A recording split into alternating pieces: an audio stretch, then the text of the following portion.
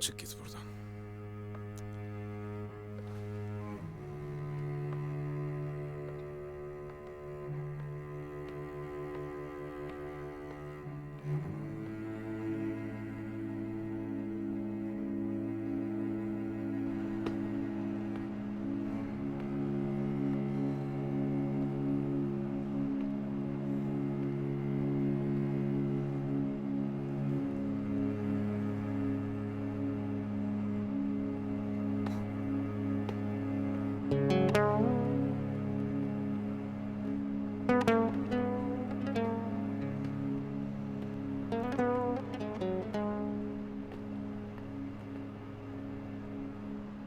Bu doğru mu? Evet. Doğru.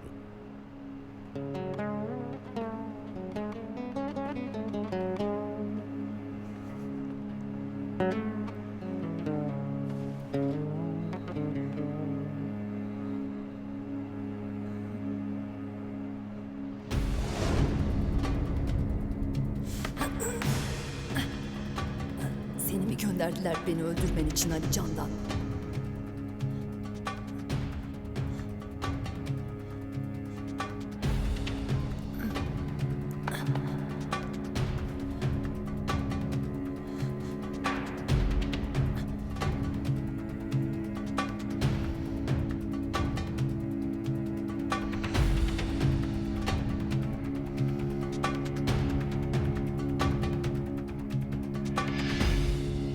Bebeğin mi var senin?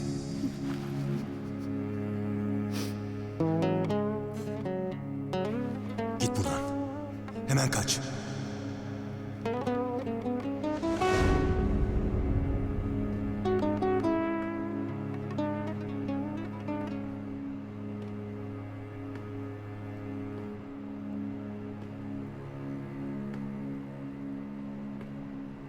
O gün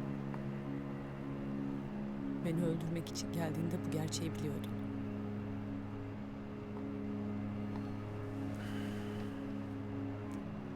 Hayır, bilmiyordum. Biliyordun. Beni o yüzden öldürmedin. Hiçbir şeyden haberim yoktu.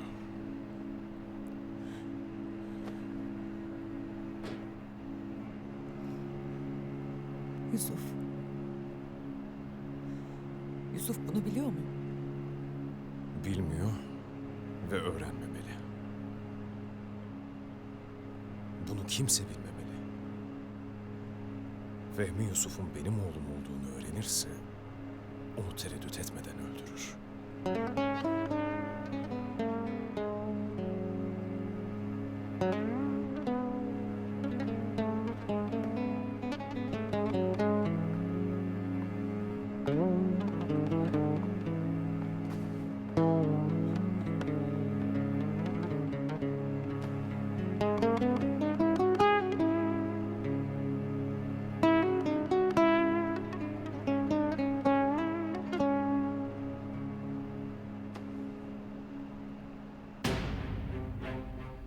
Yaşıyor mu? Evet, baygın. Ne yapacaksınız? Onu koz olarak elimde tutacağım. Neye karşılık? Cahit elimizde olduğu sürece Polat sana hiçbir şey yapamaz. Bunu yaparken neden bana haber vermediniz? Ben senin işini kolaylaştırmaya çalışıyorum oğlum. Belki de zorlaştırıyorsundur baba. Ha? Ne demek istiyorsun? Bütün bunların sebebi bana verilen görev ve benim attığım adımlar. Ben Polat Alemdar'ı vurmasaydım Cahit de sana bunu yapmayacaktı. O zaman Cahit'e bir karşılık verilecekse bunu ben yapmalıyım. Sen değil. Sen bunu yaparak beni güçlendirmiş değil, zayıflatmış oluyorsun. Böyle mi düşünüyorsun? Evet baba, böyle düşünüyorum. Eğer padişahsan geç koltuğuna otur. Sen söyle, ben yapayım. Ama eğer değilsen bırak ben yöneteyim. Demek babamı vuran adam bu. Kenan?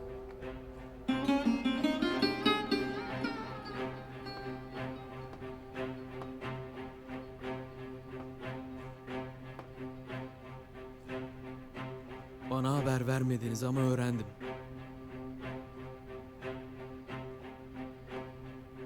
Ailemiz adına ben de söz söylemek istiyorum. Müsaade eder misiniz? Tabii ki oğlum. Seni dinliyoruz. Benim aileme silah sıkan karşılığını alır. Kenan! Oğlum dur! Ne yapıyorsun? Sakın! Verin dedim! Bırak! Bırak! Bırak!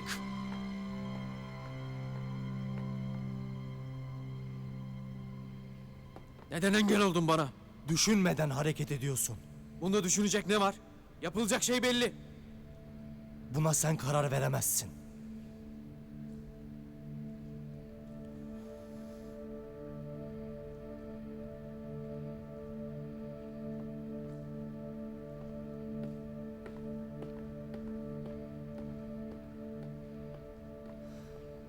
Ne diyorsun baba?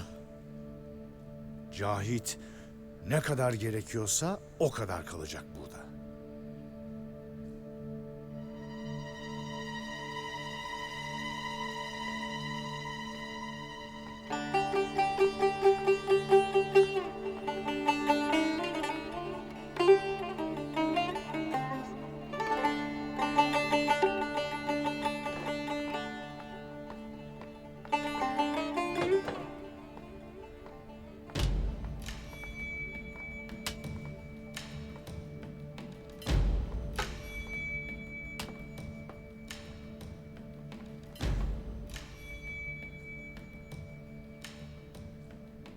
Eski dostum Cahit. Bak yine baş başayız. Niye? Hakkı'yı adamdan saymıyor musun? Sayılı nefesin kaldı Cahit. Bana kalırsa boş sözlerle harcama. Şimdi tahmin et bakalım bundan sonra neler olacak. Bana bu işkenceyi yapma Fehmi. Senin analizlerini dinleyeceğime son nefesimi vermeyi tercih ederim.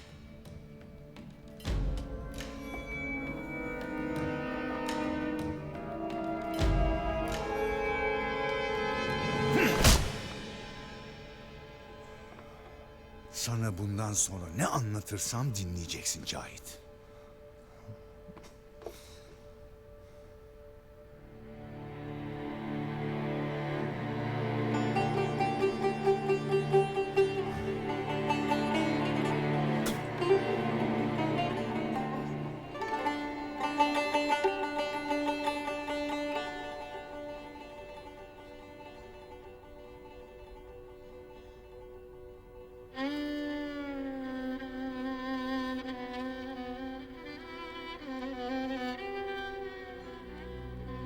Aradığınız kişiye şu anda ulaşılamıyor.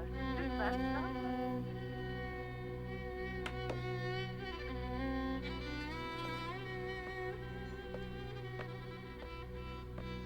Bir isteğiniz var mı Safiye Hanım? Hayır, teşekkür ederim. Rica ederim efendim.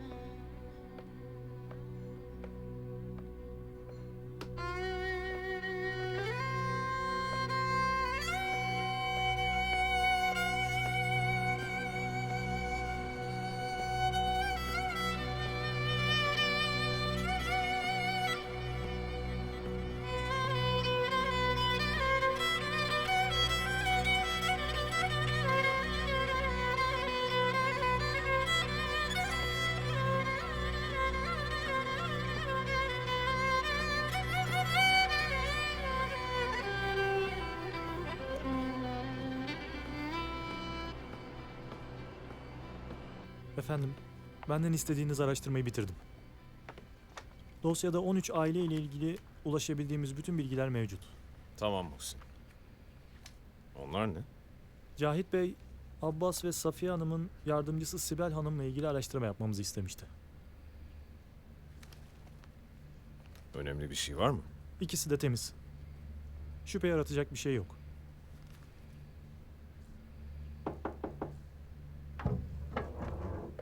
Abi, Sen çıkabilirsin Muhsin.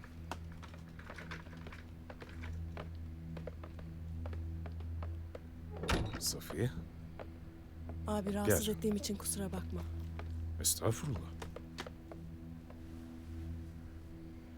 Abi ben Cahit'i merak etmiştim. Akşam birlikte yemek yiyecektik, gelmedi. Haber de vermedi. Dışarıda Erhan'la konuştum, şimdi burada da değilmiş. Ben ondan bir işle ilgilenmesini istemiştim. İşi uzadı demek ki. Telefonuna da ulaşılamıyor. Telefonla konuşmak için uygun olmayabilir. İlk fırsatta haber verir sana. İyi de abi bu akşam buluşmayı o istemişti. Ya gelirdi ya da haber verirdi. Kötü bir şey olabilir mi diye merak ettim. Sen endişelenme. Eve geç, ben sana haber veririm. Tamam abi. Hadi. Gel bakayım. Merak etme. Peki abi.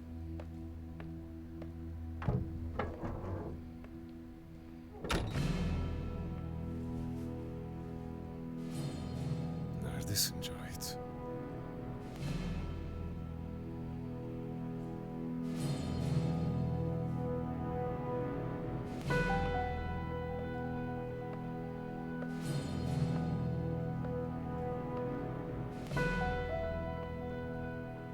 Aradığınız kişiye şu anda ulaşılamıyor. Lütfen.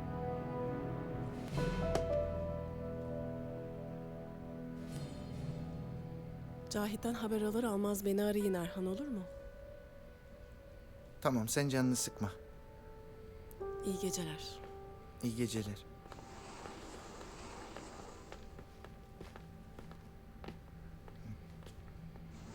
Polat Alemdar'la konuşmam gerek.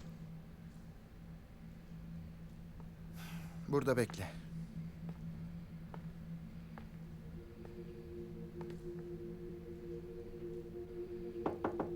Gel. Abi Yusuf geldi. Gel Yusuf.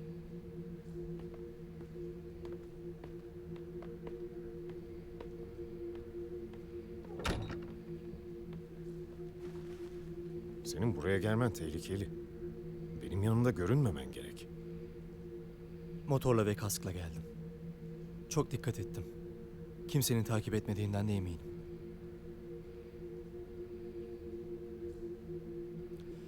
Yalnız durum çok acil.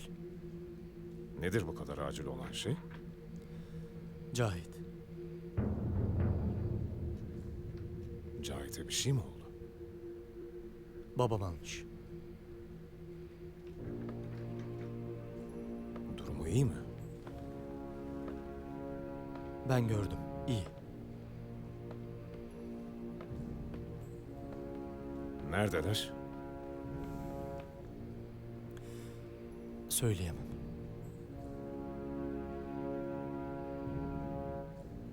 Ben onu nerede tuttuklarını bulurum. Yapmayın. Ben sizinle konuşmaya geldim. Babam Cahit'in yaptığının cezasını kesene kadar onu elinde tutacak. Ama sonra bırakacak. Ben de sağ salim kurtulması için gereken her şeyi yapacağım. Bu işi halletmenize yardım edebilirim.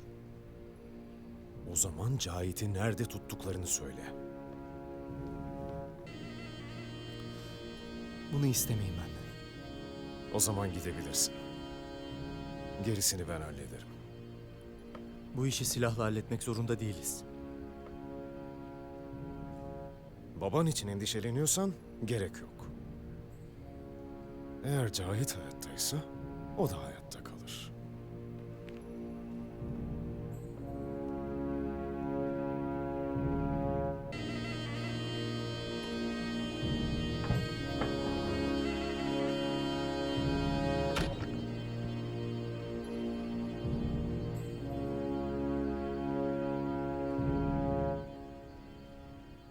Erhan. Çaktırmadan takip edin Yusuf'u. Tamam abi.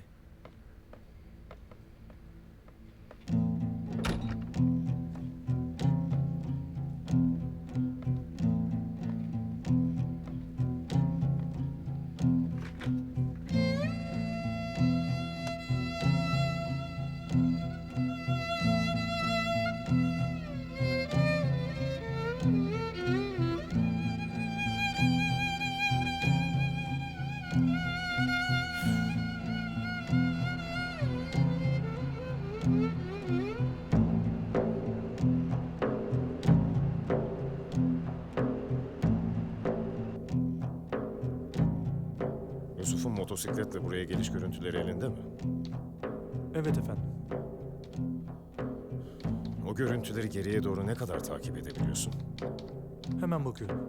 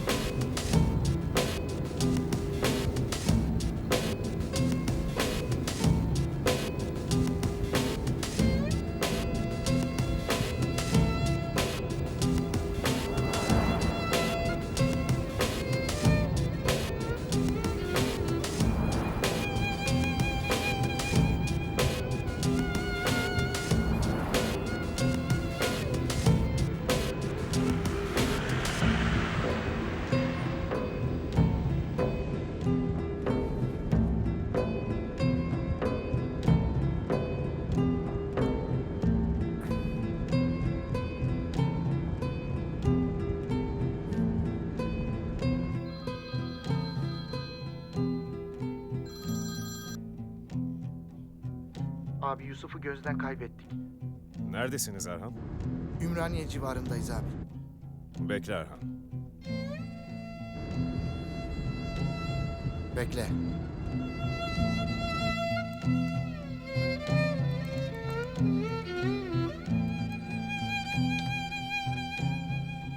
Çıktığı yeri buldum.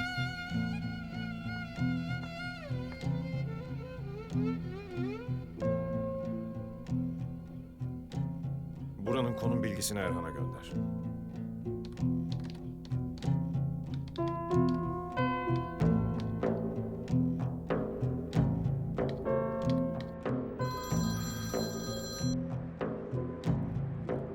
Erhan. Telefonuna Yusuf'un gittiği yerin konum bilgisini gönderiyoruz. Tamam abi. Hemen gidiyorum ben de.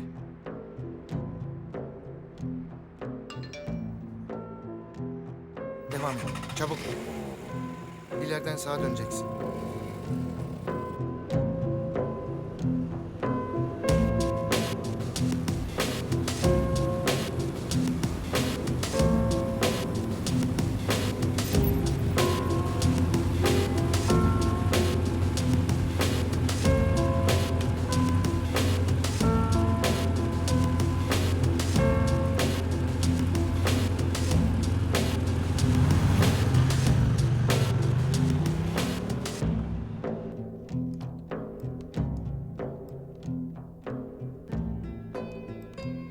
Hızlı geri sar.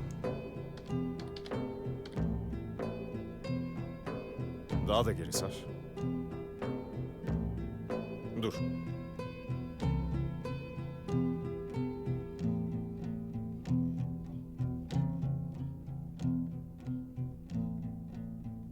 Kamyonetle girip motorla çıkmış.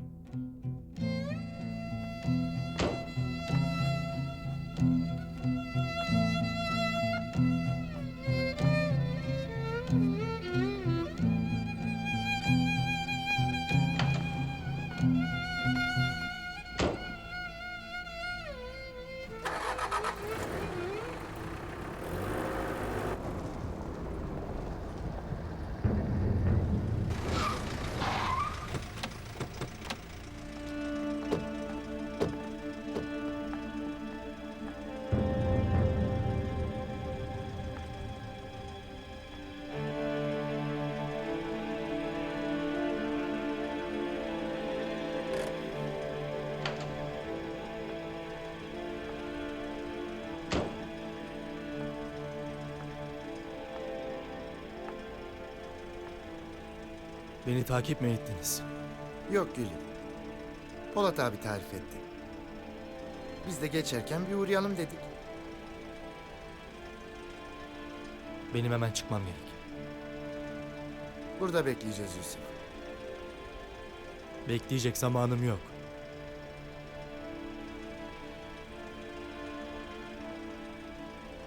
Abiye soramadım, sana sorayım bari. Mesele nedir? Mesele Cahit.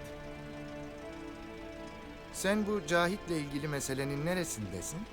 Tam ortasındayım. O zaman yanlış yerdesin gibi.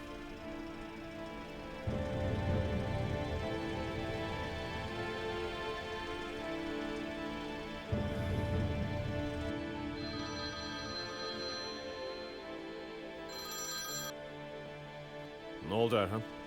Yusuf'u buldum abi. Orada Alev desenli bir kamyonet var mı? Evet var abi.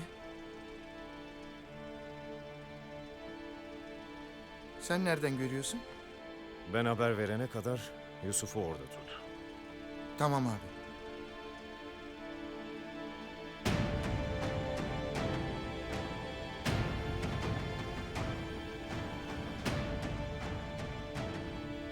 Bölgedeki bütün kameraları tara. Yusuf'un kamyonetinin nereden yola çıktığını bul, sonra bana haber ver. Tamam efendim.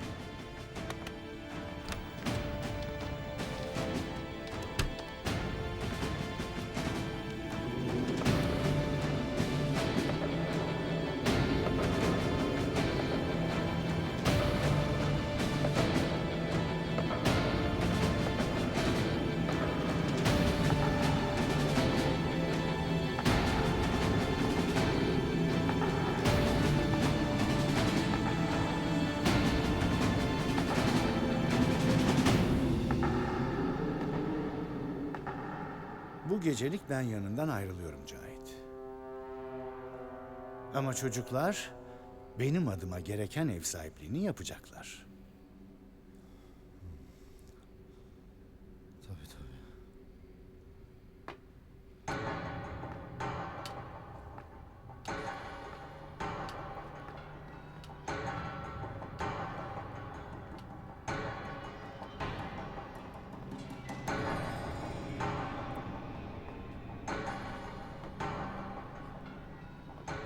Patronlar gitti. Artık iş bitti. Eğlence başladı. Gel bakayım böyle. Allah. Ne var bakayım orada? Ne var ha?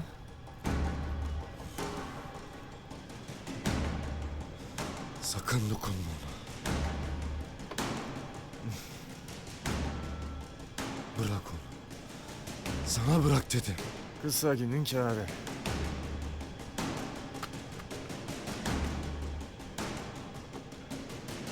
Ama bak, madem yakında böyle hayırlı bir işin var, yüzüne vurmayacağım şimdi.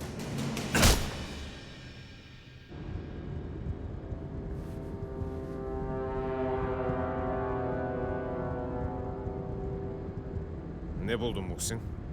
Aracın Riva bölgesindeki orman yolundan ana yola çıktığını tespit ettik efendim. O çevrede Kuzuzadelere ait bir yer var mı? Bakıyorum efendim. Acele et. Evet efendim. Orman yoluna girdikten sonra 3 kilometre ileride sağda. Anladım.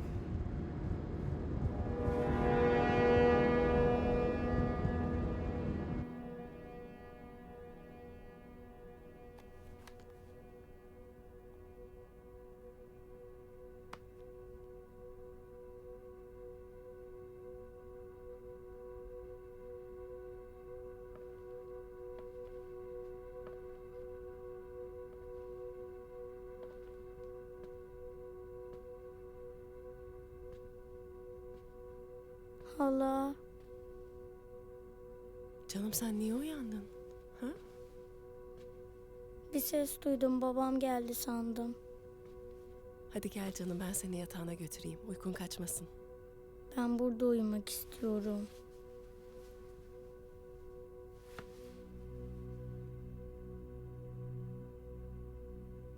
Yemek nasıl geçti hala?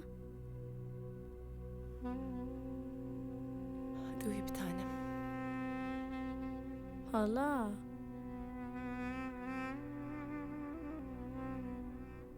Cahit abinle buluşamadık canım. Önemli bir işi varmış. Senden daha önemli ne işi olabilir ki? Elif uykun açılacak canım. Yarın konuşsak olmaz mı? İşini sana tercih ettiği için üzgün müsün?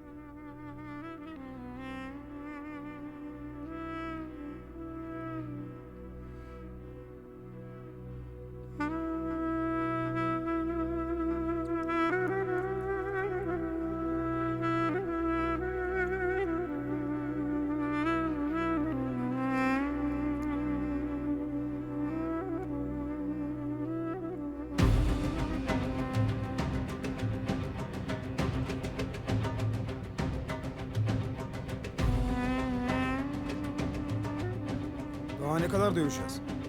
Biz yorulduk, adam yorulmadı.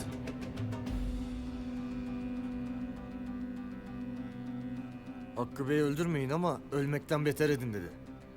O zaman işimize bakalım.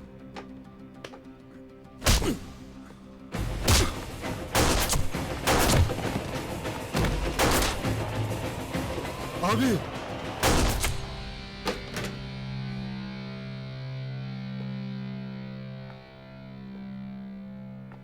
İyi misin Cahit?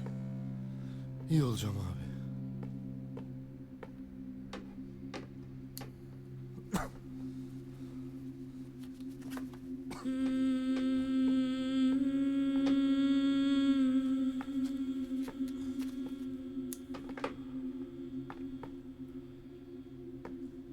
Nereye Cahit?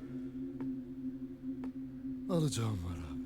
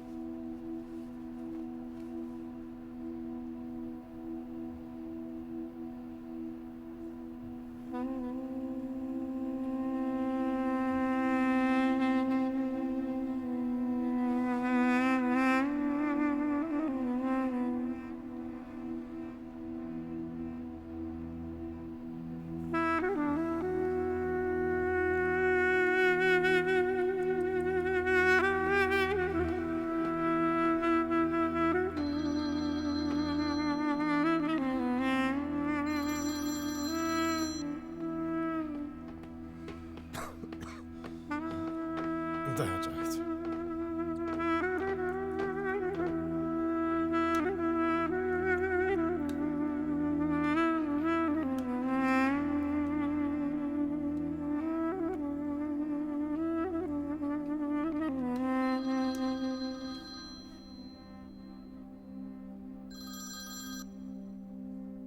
Efendim abi.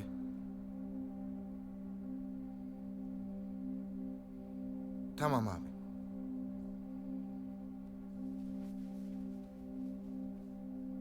Hadi sana iyi geceler.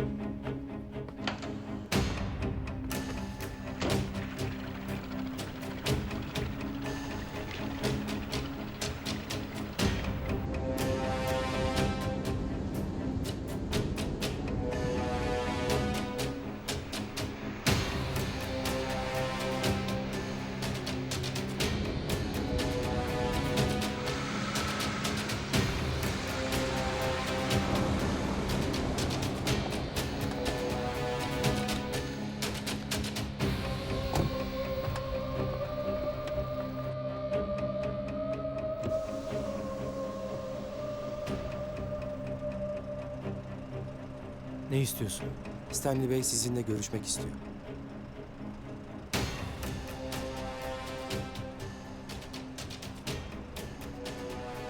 Lütfen bizi takip edin.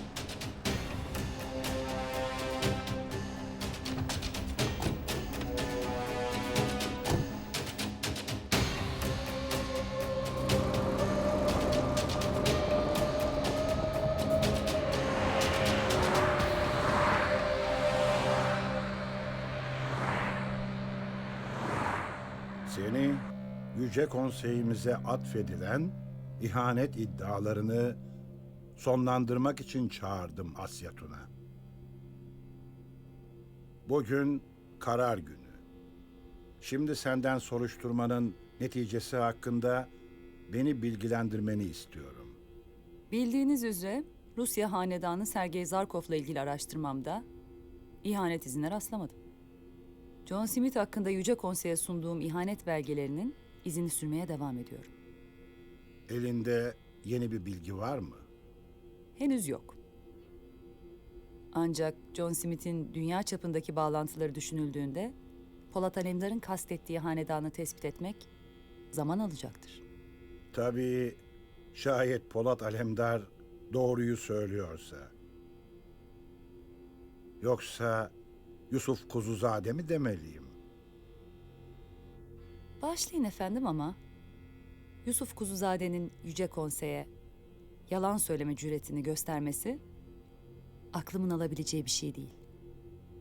Yüce Konsey senin aklının alamayacağı hadiselere sahne olmuştur. Ancak benim aklımın almadığı hadiseler de var. Nasıl oluyor da henüz hizmetkarlığı bile onaylanmamış bir kimse küstahça iddialarıyla en değerli adamım John Smith'in ölümüne sebep oluyor? Efendim, Yusuf Kuzuzade'nin Yüce Konsey'e başvurusuna ben aracı oldum. İzin verin, soruşturmayı en kısa zamanda sonlandırıp bu küstahlığın cezasını kendi ellerimle vereyim. Soruşturmayı bugün burada sonlandıracağım.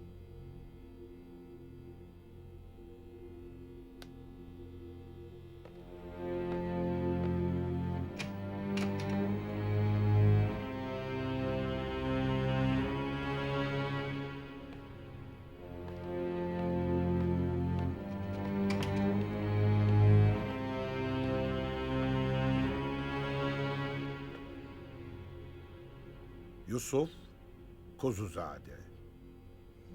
Polat Alemdar'ı öldürme girişimin gerçekten çok etkileyiciydi. Ama benim için inandırıcı olmaktan uzaktı. Çünkü Polat Alemdar'ın Yüce Konsey'i çökertme teklifi kafamı kurcalıyor. Endişelerinizi gidermek için buradayım. Hakkında alınan ölüm kararı, suikastın başarısız olması, Türkiye'deki kayıp zamanın. Polat Alemdar senin hakkında bizim bilmediklerimizi biliyor olabilir. Bu çok makul bir şüphe. Kendini konseye adamış biri olarak bu şüphenin üstüne gidilmesini arzu ederim elbet. Bu meseleyle konseyimizin değerli vaktini harcamanıza daha fazla müsaade etmeyeceğim. Şüphelerden iddialara ve delillere dönelim. Hainin kim olduğunu söyleyecek ve delilleri hemen şimdi sunacaksınız. Korkarım bu mümkün değil. Çünkü çok kritik bir aşamadayım. Şu noktada geri çekilmem asıl ihanet olur. Hangi aşamada bulunduğunu öğrenebilir miyim? Polat Alemdar kendisiyle işbirliği yaptığımı sanıyor. Beni konseydeki bağlantımızla bir araya getirecek. Ve sistemi çökertmek için harekete geçeceğiz. Bu ne demek oluyor? Hainin kim olduğunu öğrenmek üzereyim. 24 saat süren var Yusuf Kuzuzade. Bu süre zarfında iddialarını ispat etmezsen, hainin kim olduğunu Yüce Konsey'e bizzat ben bildireceğim.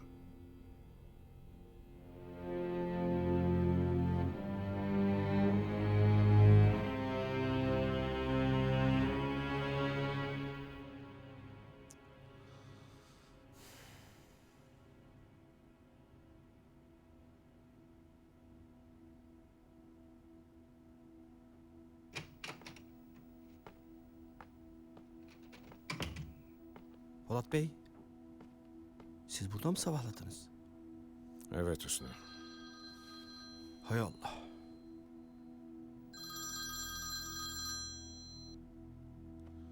Efendim, Acil görüşmemiz lazım.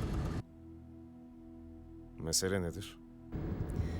Yusuf'un başı dertte.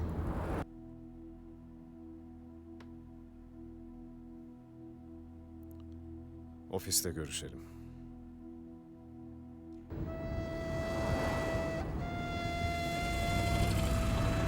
Merak etmeyin Polat Bey. Cahit Bey çok dayanıklı bir çene yapısına sahipmiş. Ama epey ağrısı olacak. Overdose sakinleştirici veriyorum. Umarım bağımlılık yapmaz. Saçma sapan konuşma Hüsnü. Ben çıkıyorum.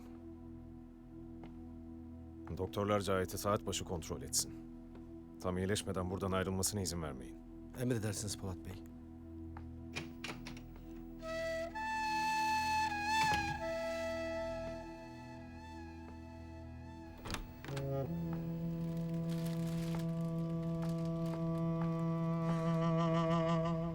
Siparişlerinizi getirdim Anadolu Hanım. Hoş geldin Abbas. Seni bekliyordum. Hoş bulduk hocam. Selamun aleyküm Altay Bey. Aleykümselam. Dök şuraya poşetleri. İçindekileri dök. Heh. Aferin.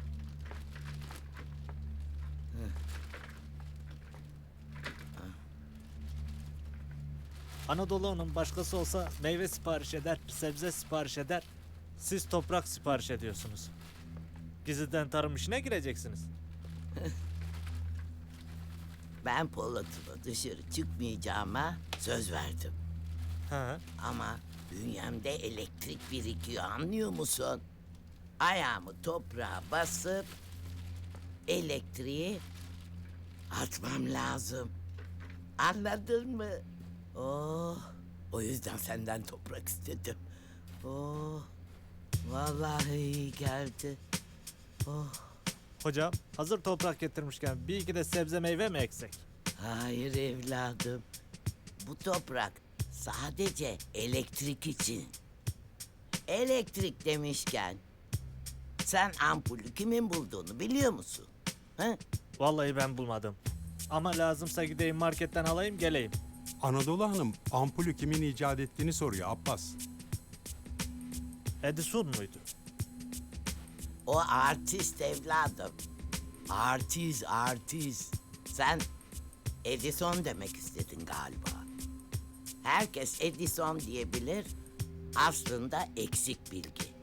Onun karşısına Tesla diye bir adam çıkmasaydı, o alternatif akımı bulmasaydı, Edison'un icadı bir hiçti, hiç. Tesla bundan 100 yıl önce ışınlanmayı yapabilecekti belki. Ama Edison ona kazık attı. Bak yavrum, takım oyunu olmazsa başarı olmaz. Bak, şimdi sen toprak getirdin ya bana, ha? İşte bu takım. Bizim icatlarımızda senin de emeğin, payın var Abbas'cığım. Bunu unutma. Estağfurullah hocam. Neyse o zaman ben toprak getirmeye devam edeyim. Ay evet. Ha bak şuradaki eski toprağı da atar mısın? Peki Anadolu Hanım. Eskiyi. Aferin. Tamam. Hadi götür. Aferin oğluma.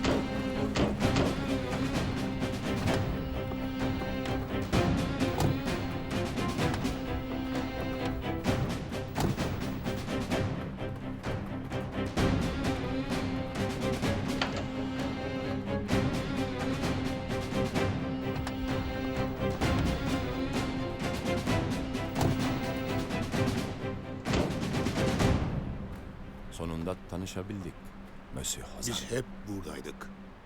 Siz yeni teşrif ettiniz Sayın Ferdinand.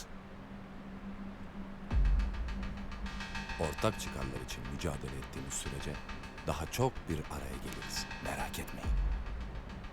Yaptığınız yardımlar için örgütüm adına size çok teşekkür ederim. Siz bu toprakların altına oymaya devam edin. Ben size silah da sağlarım. Profesyonel tetikçiler de Monsieur Hozan. Yeter ki buraların Babil toprakları olduğunu unutmayın. Bizim verdiğimiz mücadele ortada.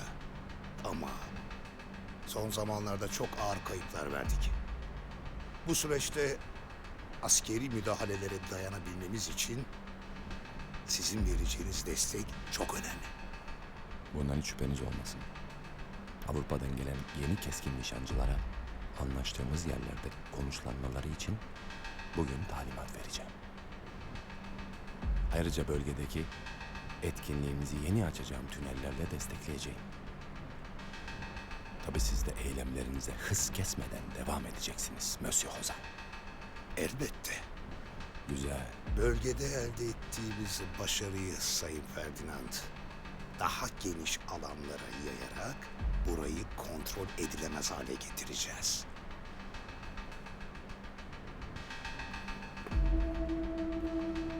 Herkes bu topraklarda çarpışan güçlerden bahsediyor ama bölgeden kimsenin haberi yok. Az kalsın unutuyordum. Son büyük eyleminiz için sizi ayrıca tebrik ediyorum. Enteresan ses getiren bir işti.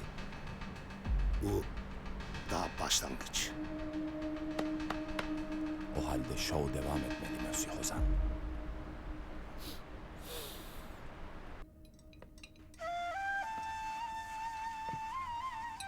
Asiye'nin eğitimi için hemen bir araştırma yapacağım. Zaman kaybetmemesi çok önemli. Allah razı olsun.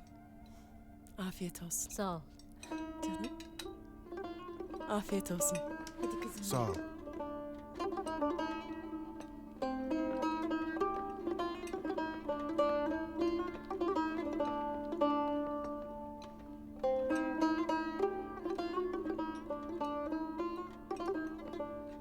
Bacım sen de bir şeyler yesene.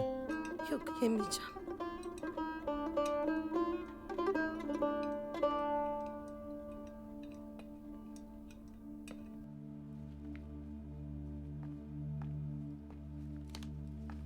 Bugün erkencisin. Zaman kaybetmek istemiyorum.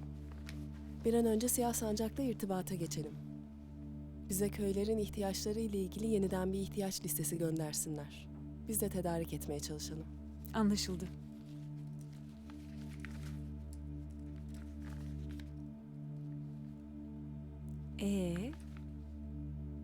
Dün akşam nasıl geçti? Dün akşam yine bir klasik yaşandı. Nasıl yani? Aranızda bir tatsızlık mı oldu? Aramızda bir tatsızlık bile olamadı. Cahit Bey kendi davetine icabet etmedi ve arayıp bir açıklama bile yapmadı. Sen arayıp sorsaydın. Aradım ama ulaşamadım. Abimden öğrendim, bir işi varmış, onunla ilgileniyormuş. Bunu daha fazla konuşmak istemiyorum Sibel. Benim için artık bir önemi yok.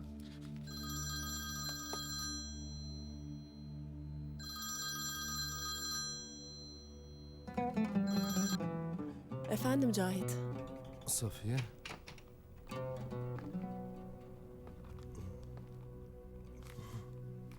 Cahit?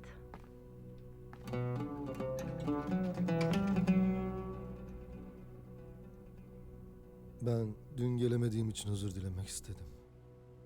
Önemli değil. Özür dilemene gerek yok. Bir anda önemli bir işim çıktı da gitmek zorunda kaldım. Telefonumda bir sorun vardı, haber veremedim. Kusura bakma. Tamam, sorun değil. Şu an işle ilgili bir görüşmem var, meşgulüm. Sonra görüşürüz. Tamam, peki.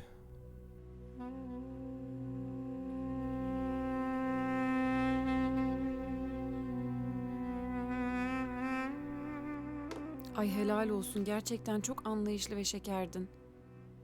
Bu durumun beni üzmesine ve yormasına izin vermeyeceğim. Vallahi bravo. Bunu yapabilmen çok güzel. Sibel, bizimle çalışmak isteyen yardım kuruluşlarını inceledim. Ben hiçbiriyle çalışma taraftarı değilim. Tamam, sen nasıl istersen.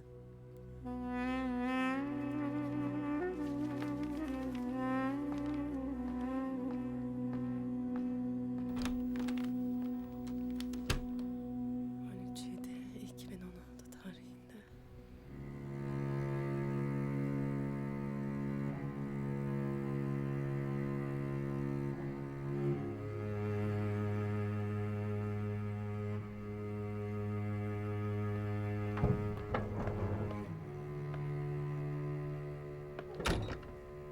Yusuf ihanet iddiasını 24 saat içinde ispat edemezse infaz edilecek. Böyle bir iddiayı ortaya atmak baştan hataydı. Konseyin verdiği emri yerine getirmemek için yaptı bunu. Seni öldürmek istemediği için vakit kazanmaya çalıştı. Yanlış bir şeyler yapmış demek ki. Vakit kazanmaya çalışırken 24 saati kaldı. Daha planlı hareket etmeliydi. Nasıl bu kadar rahat konuşabiliyorsun? O senin de. Anlamıyorsun.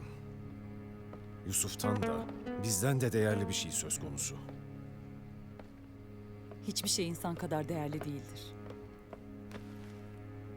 Milyonlarca insan söz konusuysa, bir insanın hayatı hiçbir şeydir.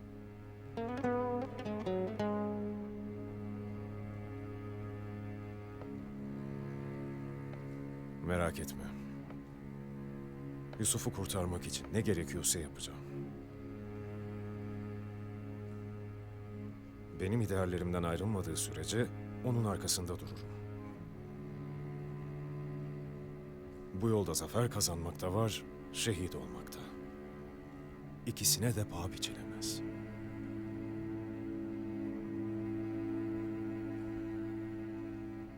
Peki nasıl hareket edeceğiz?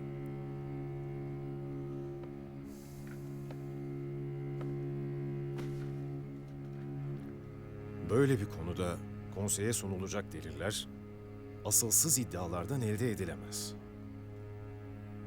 Smith hamlesi bu bakımdan çok yanlıştı. Senin Smith'i öldürmen kadar büyük bir yanlış değildi. Smith Ra hanedanının en sadık hizmetkarlarından biriydi. Yusuf'un yolunu açmak için gerçek bir ihanetin peşine düşmemiz lazım.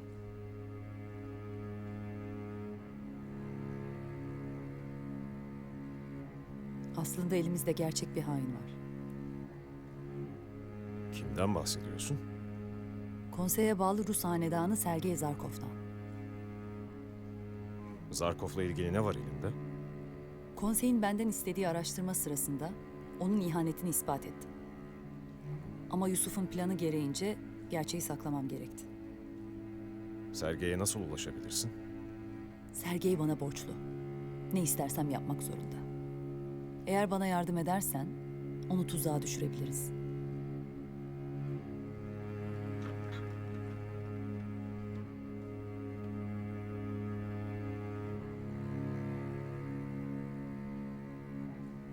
Bana güvenmiyorsun. Beni daha önce tuzağa düşürmeye kalktın. Oğlum için yaptım. Bu sefer de oğlum için senin yardımına ihtiyacım var. Bana güven.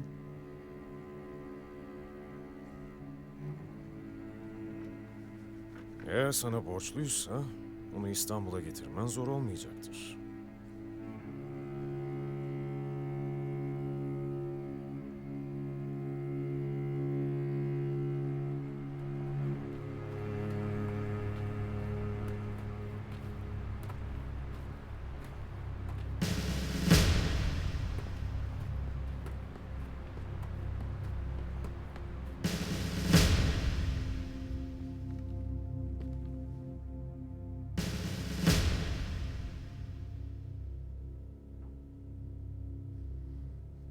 Bu adamı niye ağasına teslim ediyoruz?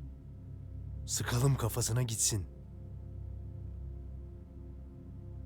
Sen buraların adetlerine yabancısın Pusat. Ben de kafasına sıkmayı biliyorum ama Bir bildiğim var. Komutanım, Mervan geldi. Al içeri. Emredersiniz.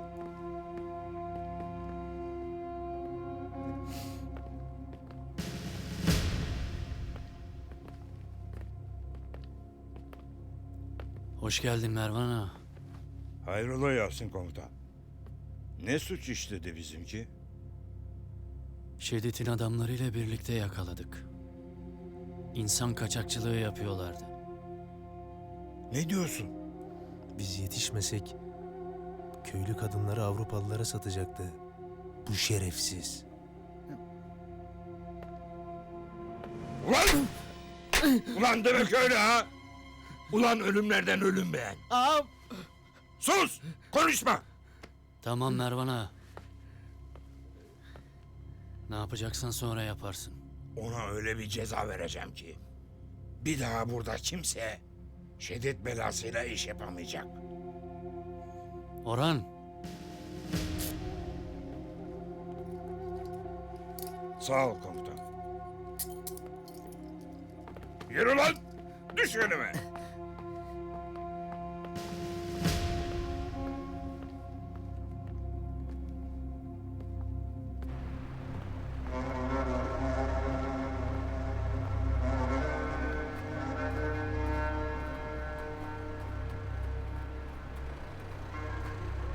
Ne kadar zarar var? 2 ev bastılar ağam. Bütün kadınları kurtardılar. Beceriksiz herifler.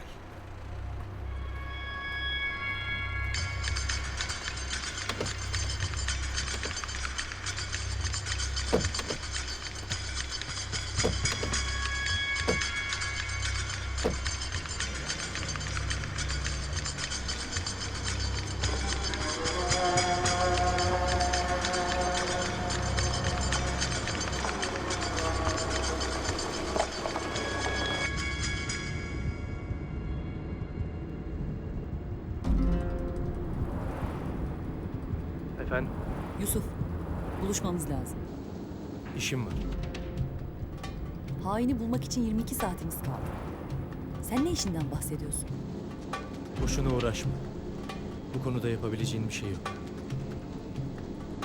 Yarınki buluşmamızda Stanley'i öldüreceğim ve bu iş bitecek. Sakın böyle bir delilik yapma. Oradan sağ çıkamazsın. Böyle önemli bir hadiseyi es geçmezler. Beni konseyde yargılayacaklarını düşünüyorum. Orada da elimden geleni yaparım. Yok yere de ölmüş olmam. Merak etme. Yusuf, konseyin tamamını öldürsen de işe yaramaz. Yüzlerce yıllık hanedanlardan bahsediyoruz. Yerlerine yenileri gelir. Ve sen gerçekten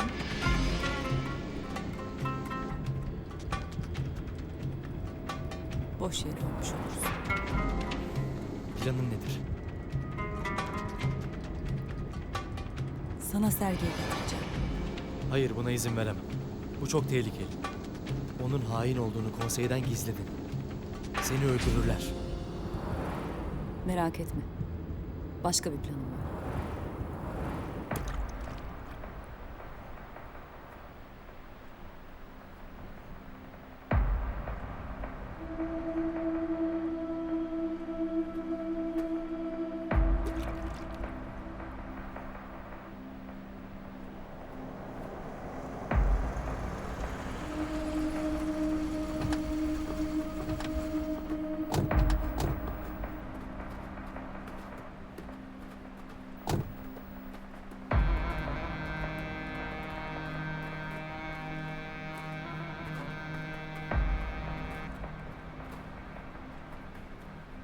Kan kokusuna aşina topraklara hoş geldiniz beyler. Bu topraklarda sizinle çalışmak büyük zevk olacak. Benim için de öyle. Paranın kokusundan ne haber?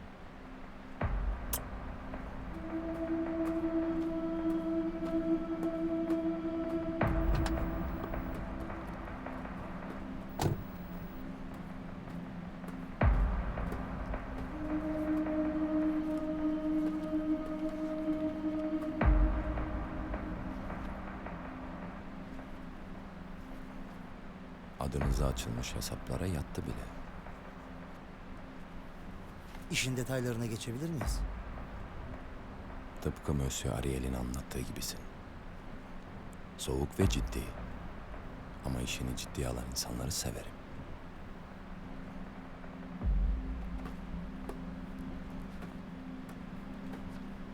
Her şey en ince ayrıntısına kadar var. Gideceğiniz yerdeki bağlantılar, konuşlanacağınız mekanlar, askeri üsler ve çatışma alanları. Örgütle ortak mı çalışacağız?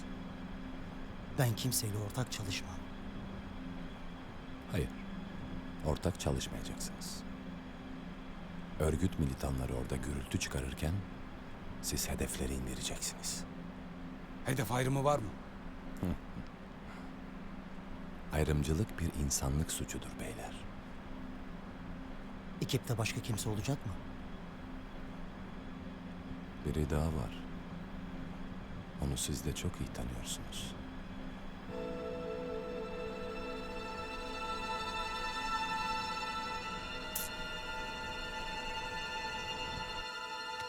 Bunları bu bölgeye sıkıştırıp üstüne... Komutanım. Şedid'in elinden kurtardığımız grubu mülteci kamplarına göndermek için hazırlıkları tamamladık. Güzel. Ancak küçük bir sorunumuz var. Nedir? Bazıları kampa gitmek istemiyor.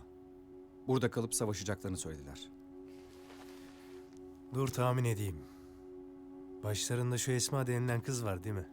Evet. Sizinle görüşmek istiyorlar komutanım. Tamam, çağır gelsin.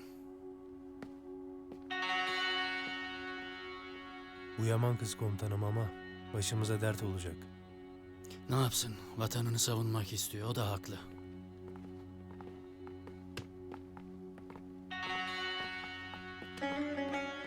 Buyurun. Buyur bacım. Bir maruzatın varmış. Biz kampa gitmek istemiyoruz Yasin komutan. İzin ver burada kalalım. Daha önce de konuştuk bunu. Burası sizin için çok tehlikeli. Senin köyünü de Şedid belası işgal etse kaçar mıydın? Aynı durum değil bacım. Ha. Sen kadınsın, yapamazsın diyorsun yani. Vatanı savunmanın kadını erkeği olmaz. Ama eğitimsizsiniz. Karşımızda azılı bir düşman var. Canınızı tehlikeye atamam. Bırak da ona biz karar verelim. Sen bize silah ver yeter. Ayağınıza dolanmayız. Olmaz bacım, olmaz. Göz göre göre sizi ölüme yollayamam. Dur, ne yapıyorsun bacım?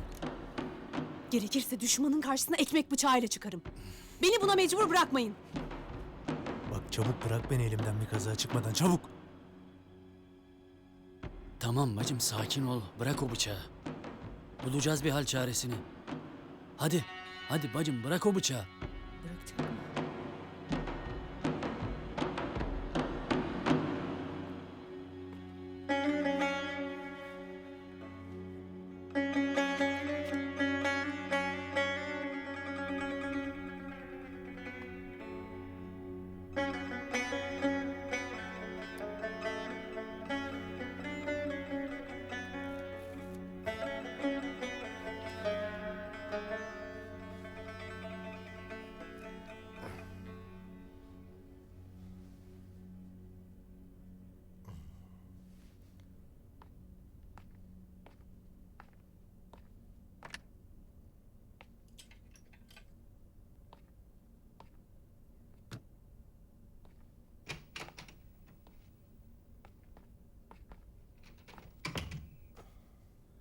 Cahit Bey ne yapıyorsunuz?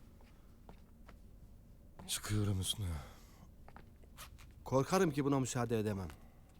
Gerekirse önünüzde siper olurum ama sizi buradan çıkartmam. Hüsnü, sen aç karnına sarım mı içiyorsun? Senden müsaade istemiyorum ki ben. Konu benimle ilgili değil Cahit Bey. Bu Polat Bey'in emri. Tam anlamıyla iyileşmeden çıkmasına izin vermeyin dedi. Bunu abi mi söyledi? Evet.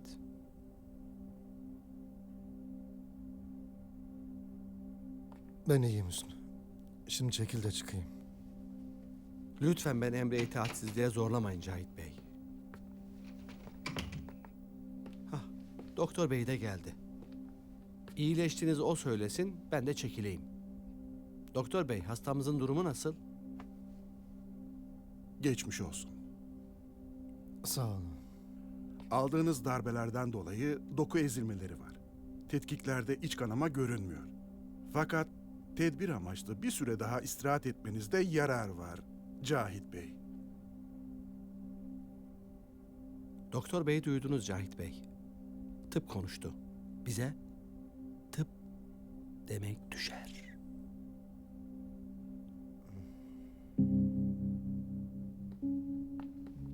Buyurun doktor bey.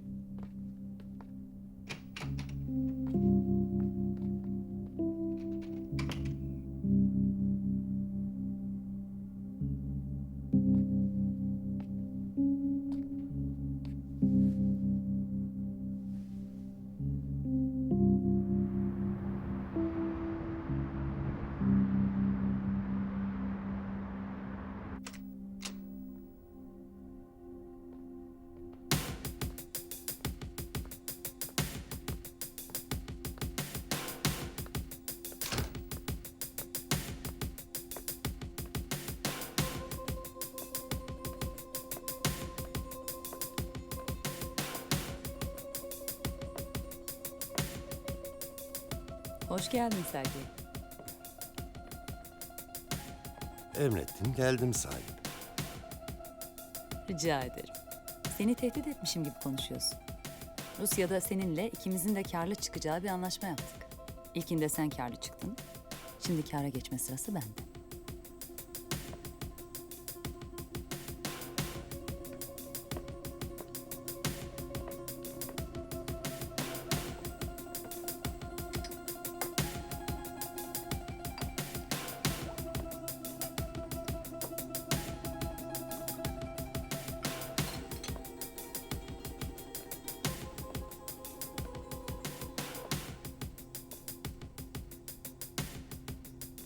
Anlaşmamızı. Teşekkür ederim.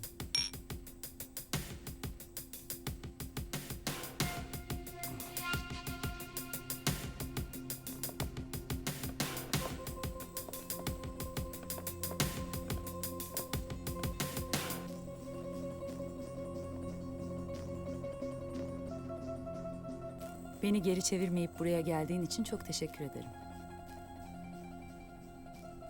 Bu iyiliğini asla unutmayacağım. Seni nasıl geri çevirebilirim? Bu kadar etkili silahların varken. Senden aldığım belgeleri kastediyorsan. Söz veriyorum. Bugün bana yardımcı olursan seni bir daha asla rahatsız etmeyeceğim. Beni rahatsız ettiğini söylemedim. Aslında fazla vaktini almak istemiyorum. Benim de zamanım kısıtlı. Yusuf Kuzuzade ile vaktinde görüşemezsek hayatımın fırsatını kaçırmış olacağım. Kuzuzadeleri duymuştum. Ama maden işinde bu kadar cüretkar hamleler yapmaları beni şaşırttı. Kuzuzadelerle ilgili bilmediğin şeyler var. Buna şüphem yok. Ama nedense benden bir şeyler sakladığını hissediyorum. Senden bir şeyler saklıyor olsam bunu asla anlayamazdım. Bundan emin değilim.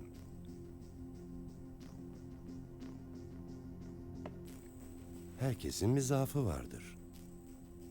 Haklısın. Benim de zaafım para. Ve şu anda saniyeler milyon değerinde. Pekala. Bunun ne demek olduğunu bilirim. Gidelim.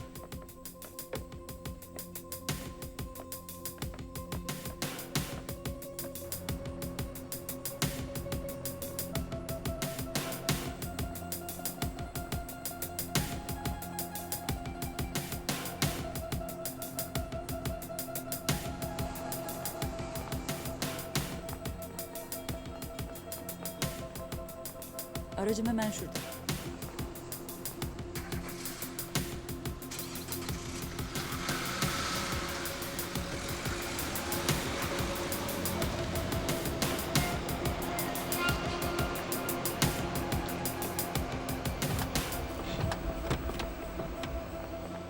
Lütfen geçin. Bunlar da kim? Türkiye'deki dostlarım. İşinizin acil olduğunu söylemiştim. Böyle bir görüşmeye Türk dostlarıma danışmadan gidemem.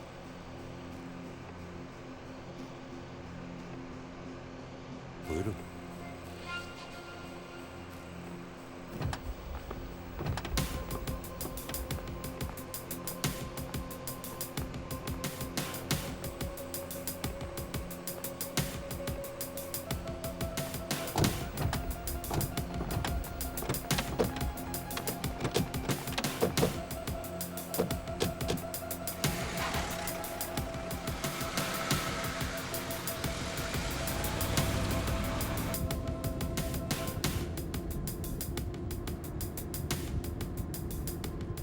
Bana güvenmiyorsun. Sana güvenmiyor olsaydım bunu söylemeye fırsatın olmazdı. Fazla vaktini alma. Merak etme. Pekala.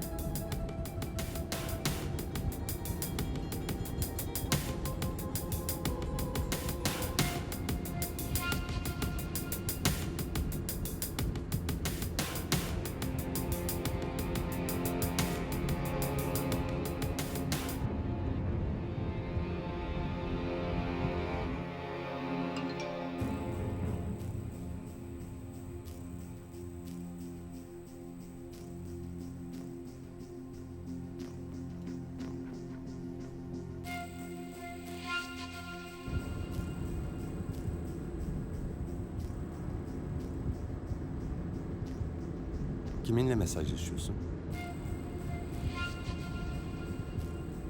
Gecikeceğimizi haber verdim. Kontrol etmeme izin verir misin?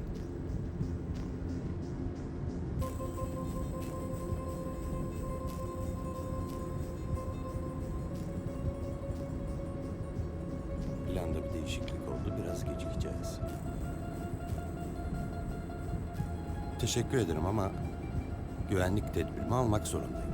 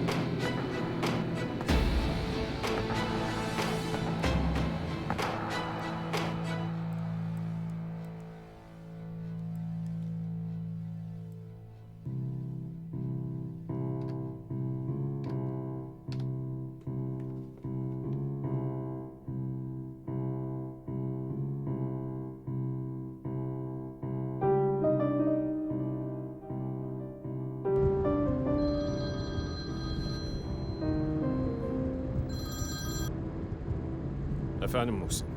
Telefonun sinyalini Kartal'a kadar takip edebildik. Ama sinyal o noktada kesildi. Tamam Muhsin. Bana sinyalin kesildiği noktayı mesaj at. Emredersiniz efendim.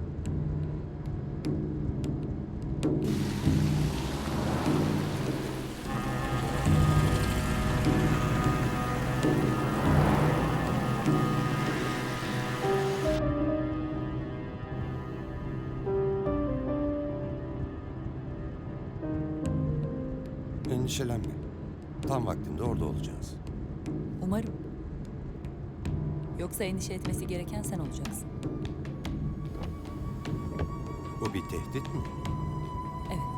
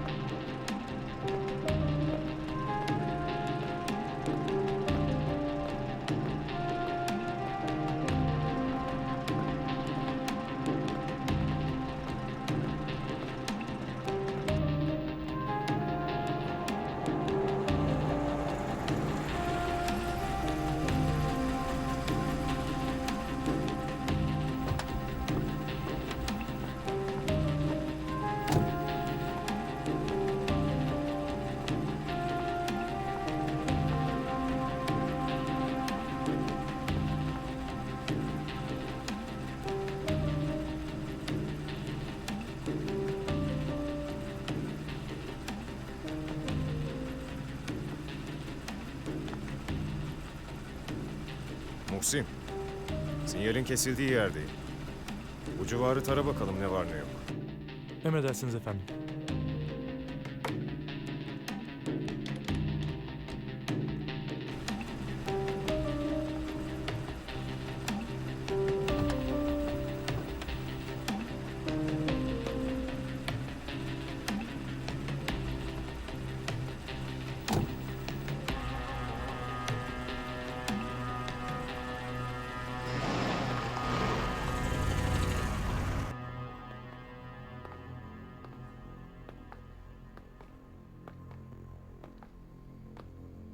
Buraya kadar Asya.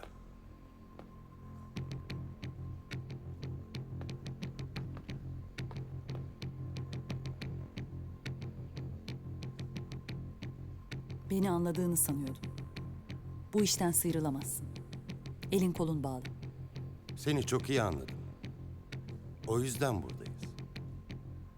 Bu mesele burada bitecek. Nasıl olacak o iş?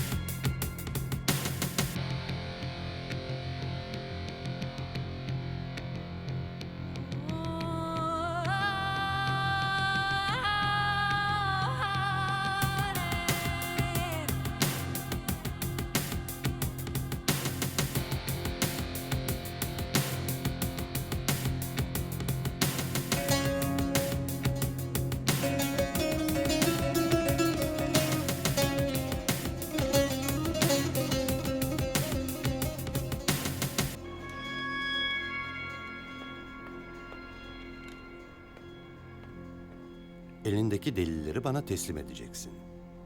Ve bu işin peşini bırakacaksın. Ben de canını bağışlayacağım. 100 yıllık hanedanı deviren adamın söylediklerine bakın. Planın gerçekten bu mu? Söylediklerime değil yaptıklarıma baksaydın, sözümü dinlemen gerektiğini anlardın. Bence meseleyi fazla abartıyorsun. Bütün bunlara gerek yok. Senden yalnızca küçük bir yardım istedim. Bana tuzak kurdun. Düşündüğün gibi değil. Sana söylemem gereken şeyler var. Kimse bilmemeli.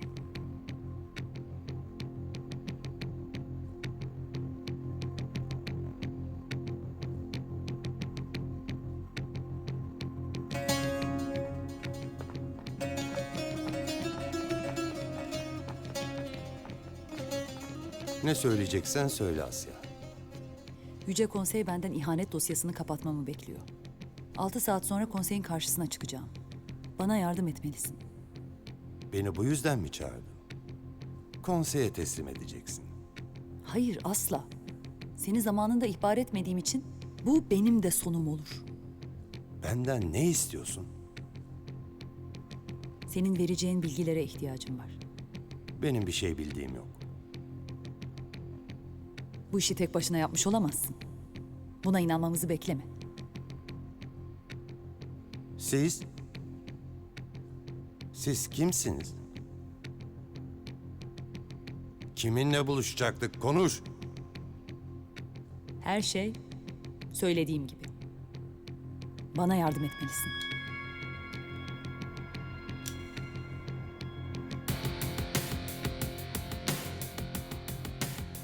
Bu meseleyi başka kim biliyor? Yalnızca birkaç adamım. Daha önce de söyledim. Bana bir şey olursa harekete geçecekler. Sana inanmıyorum.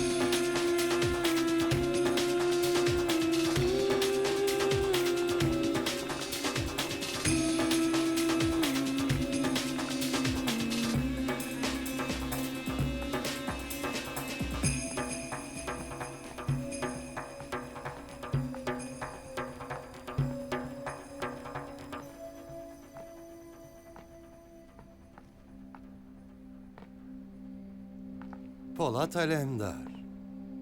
Tahmin etmeliydim. Elindeki silahların hepsini mi sattın? Birini kendine ayırsaydın. Şimdi seni döverek öldürmek zorunda kalacağım. Silaha ihtiyacım yok.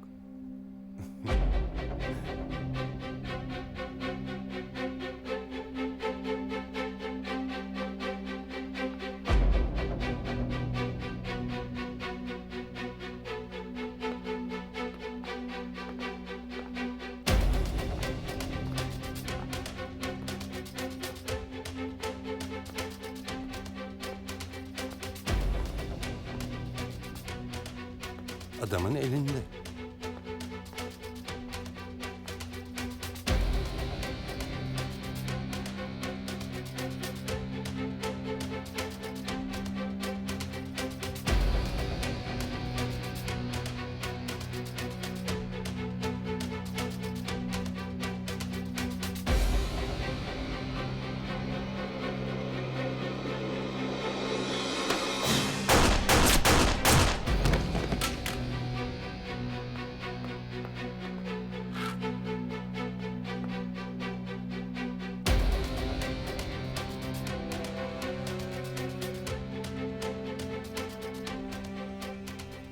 İşiniz bitince bana teslim edin. Konseye ihanet etmiş biri işime yarayabilir.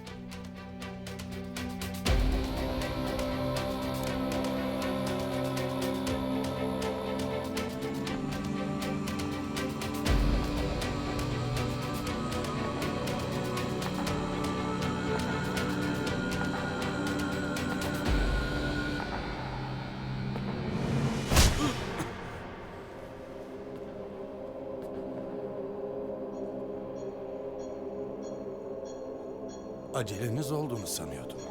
Paşa paşa gelseydin şimdi güzel güzel konuşuyor olurduk. Yusuf, bu faslı sonraya bıraksak? Sergey Zarkov. Konseyin Rus hanedanı. Madenci, silah tüccarı. Seni Suriye'deki savaş bitinceye kadar dövebilirim.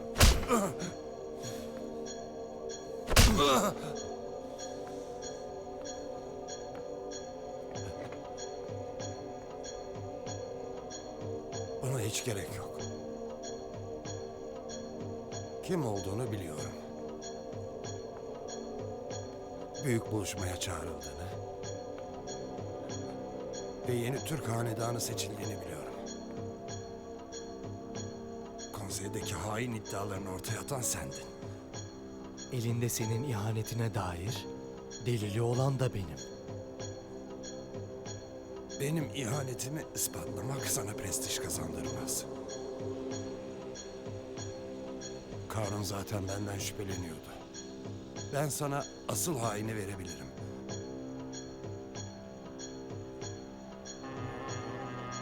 Kim? Robert Albertstone'un Ra Hanedanı'nın temsilcisi Stanley.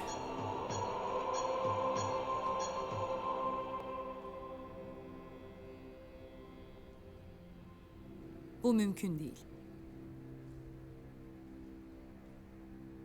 Ben kumar oynamayı Stanley'nin hamlelerinden öğrendim. İhanetten kastın nedir? Konseyin stratejilerinin aleyhine hamleler yaptı. Çok kritik hamleler. Daha açık konuş. Bundan 10 yıl önce Balkan Savaşı çıkartmaya kalktı.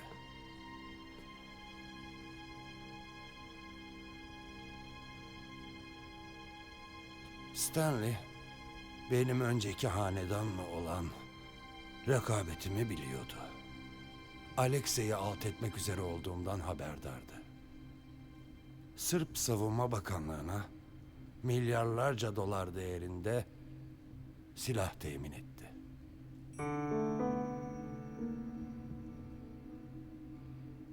Bu silahları kimden almıştır sizce?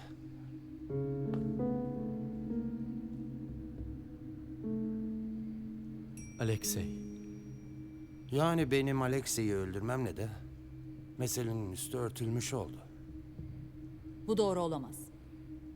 Stanley seninle ilgili ihanet iddialarını duyduğunda kılını bile kıpırdatmadı.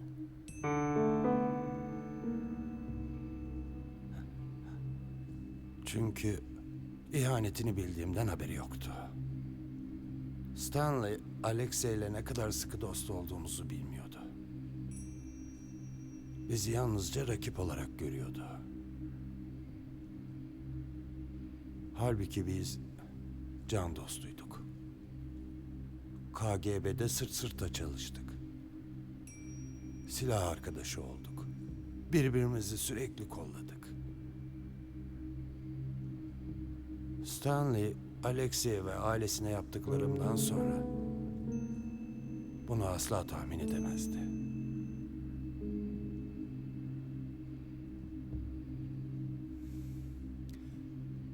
Senin ihanetinin ortaya çıkmasını da muhtemelen Stanley önledi.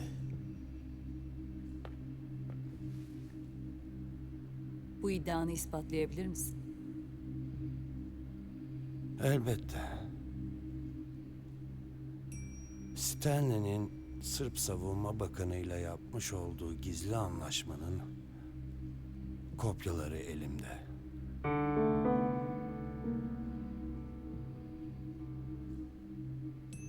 Dostum Alexei'nin hatırası. Bu belgeler benim sigortam.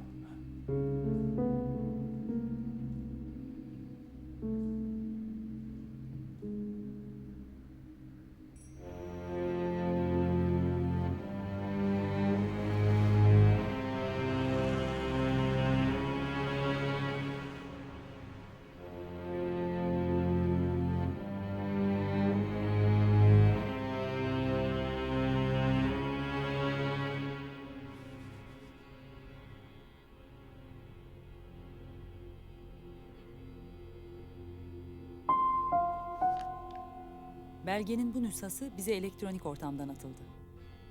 Ancak adamlarımız Rusya'daki temsilcimize belgenin aslını göndermek için hazır bekliyor.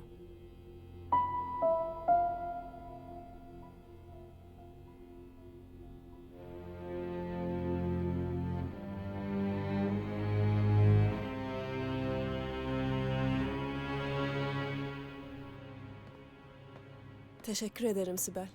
Aynı dili konuşmak çok güzel. Benim için de öyle. Ben vakit kaybetmeden yapılacakları halledeyim. Tamam. Sana kolay gelsin. Sağ ol.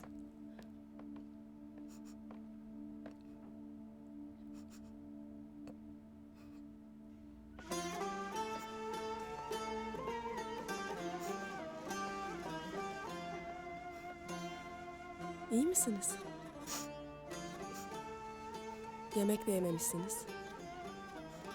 Size bir şeyler getirmemi ister misiniz? Ama böyle olmaz ki.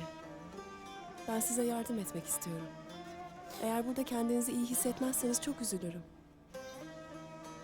Allah sizden razı olsun. Görüyorum çok güzel şeyler yapıyorsunuz. Burası çok huzurlu bir yer. Ama elimde değil, içim yanıyor. Sizi anlıyorum. İnsanın kendi toprağından ayrı düşmesi çok acı. Ama en azından burada can güvenliğiniz var. Ben yaşasam ne olacak ki? Eşimi, akrabalarımı kaybettim. Bir kızım kalmıştı. O da cehennemin içinde kaldı. Neden seninle gelmedi? Onu esir aldılar, götürdüler. Şu an nerede, ne durumda bilmiyorum. Suriye'ye yardım için gitmiş arkadaşlarımız var. Onlarla konuşuruz. Kızının durumunu anlatırız. Belki onun nerede olduğunu bulabilirler. Gerçekten mi? Kızını bulacağıma dair söz veremem. Ama ellerinden geleni yapacaklarına eminim. Onu bulsanız başka hiçbir şey istemem. İnşallah. Ama sen de bir şeyler yiyip kendini toparlayacaksın, tamam mı?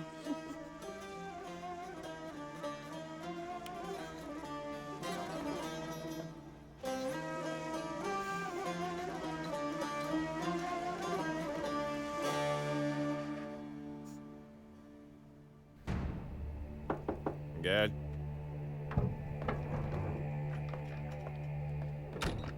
Hoş geldiniz hocam. Hoş bulduk Polat. Buyurun.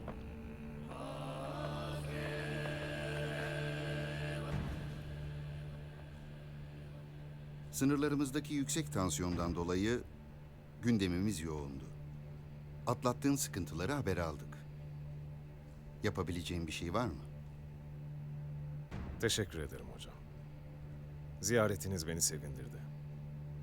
Zira bölge hakkında sizinle istişarede bulunmak istiyorum. Cumhuriyet tarihinin en hassas dönemlerinden biriyle karşı karşıyayız. Sınırlarımızda büyük bir oyun oynanıyor. Yeni bir mülteci akını patlamak üzere. Ben de bu konuyla ilgili konuşmak istiyorum. Türkiye dışarıdan gelen mültecilerle hiçbir ülkenin ilgilenmediği kadar ilgileniyor. Peki bizim ülke içinde mecburen göç eden vatandaşlarımız hakkında bir tasarrufumuz var mı hocam? Konuyu biraz daha açabilir misin? 90'larda bölgedeki terör olaylarından dolayı köyleri yakılan insanlar doğudaki büyük şehirlere göç etti. Biz bu göçü iyi yönetemedik. Ve bu vatandaşlarımız bir ön hazırlık olmadığı için büyük şehirlerdeki hayata alışmakta zorlandılar. Bu durum içlerinde bir öfkeye neden oldu. 90'lardaki konjonktürde dış güçlerin çok fazla payı var.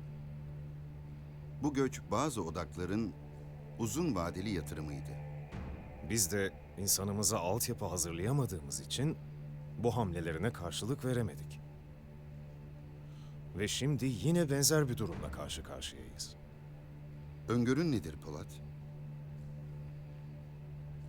Bölgedeki çatışmalardan dolayı büyük bir iç göç yaşanıyor. Bu kez batıya doğru bir akış var. Bölge insanı sadece huzur içinde yaşamak istiyor. Eğer batıya göç eden vatandaşlarımıza sahip çıkmazsak, aynı odakların kullanmasına müsaade etmiş oluruz. Öngöründe haklısın Polat.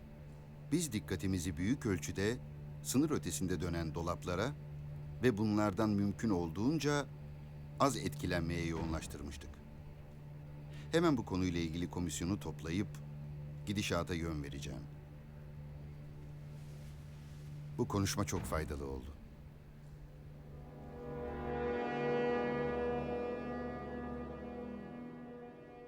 Örgütün bölge temsilcisiyle olan görüşmen nasıl geçti? Kendi istediğini almak için herkese istediğini vermek zorundasın Ariel. Ya da öyle inanmalarını sağlamak. Onların istediği bu topraklarda kendi devletlerini kurmak. Benim planımsa onlara istedikleri özgürlüğü verip zincirleri elimde tutmak. Yıllardır yaptığımız bu değil mi zaten? Evet.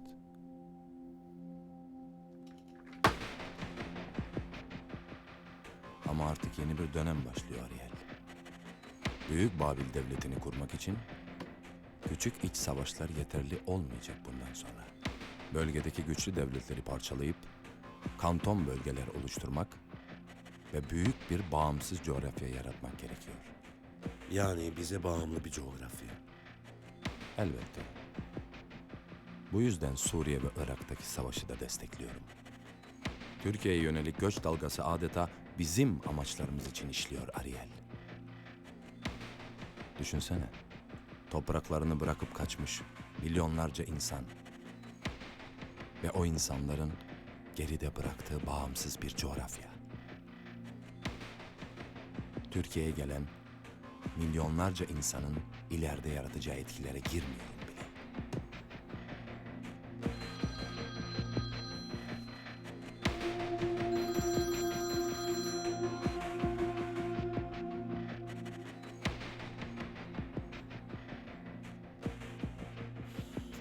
Tamam.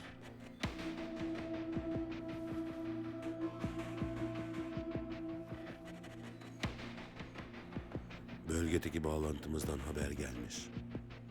Keskin nişancılar bölgedeki yerlerine konuşlanmış. Bizden haber bekliyorlar.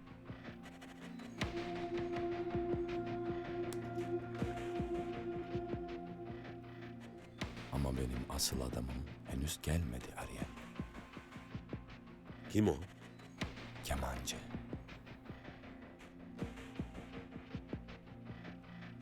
Hangi kemancı? Damdaki kemancı Ariel.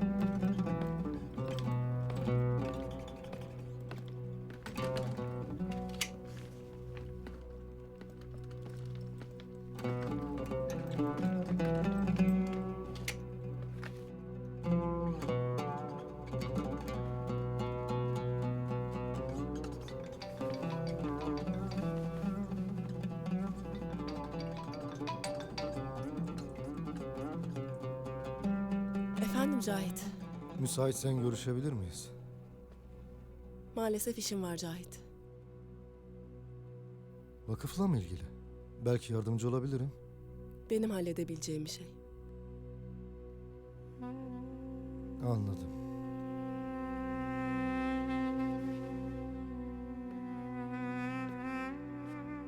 Bak Safiye, önceki gece için gerçekten üzgünüm.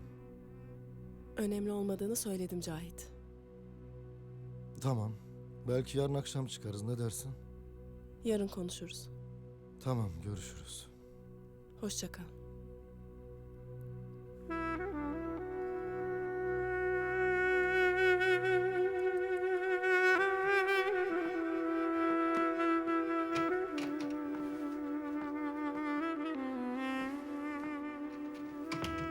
Nereye Cahit Bey?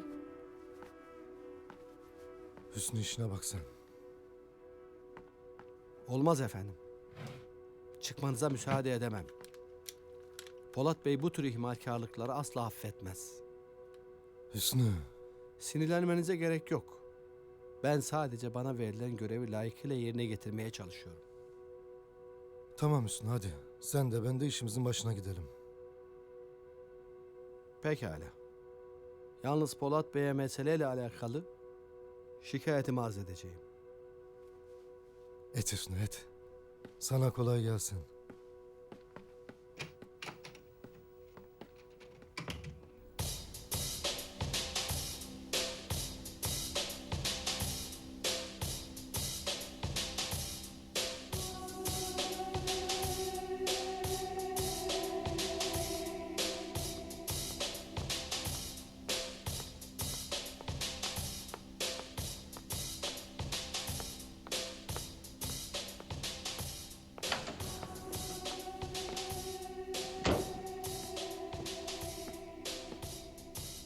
Stanley'nin ihaneti konseye sunuldu. Artık ben de yoluma gidebilirim. Çözün beni.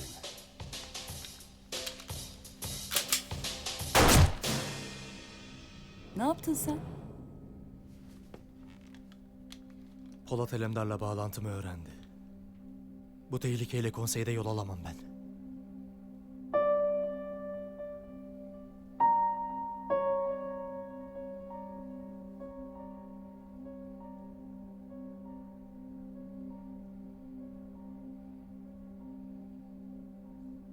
Geliyorum.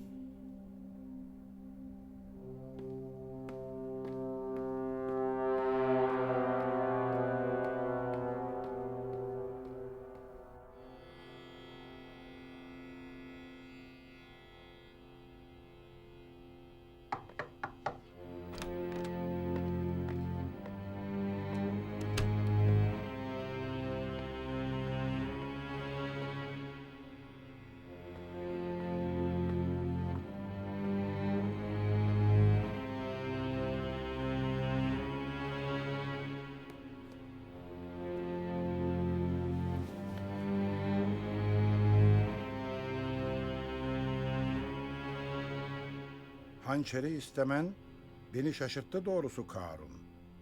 Herhalde bize anlatacağın yeni hikayelerin vardır.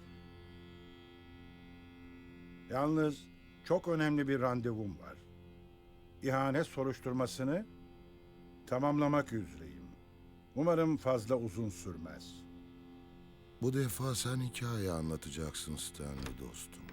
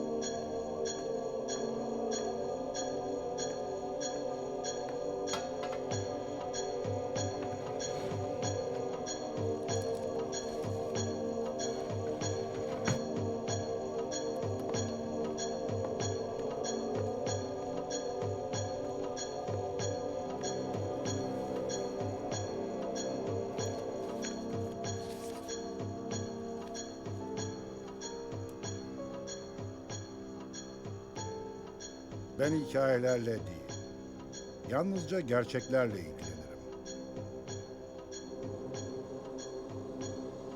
O zaman bize gerçekleri anlat.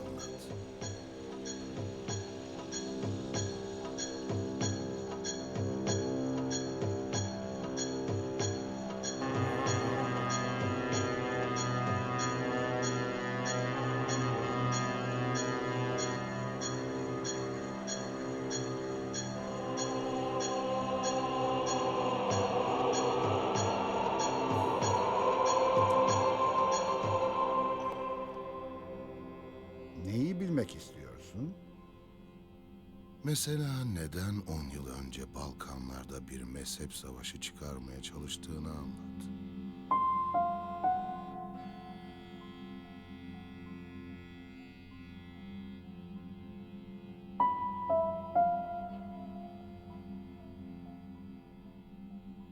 O zaman da izah etmeye çalıştım.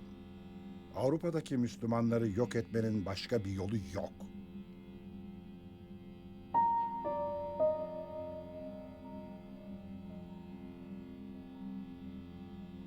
Benim Orta Doğu'da kurduğum bu taktiği sen nasıl Balkanlarda uygularsın? Sen nasıl Ortodokslarla Katolikleri birbirine düşürürsün?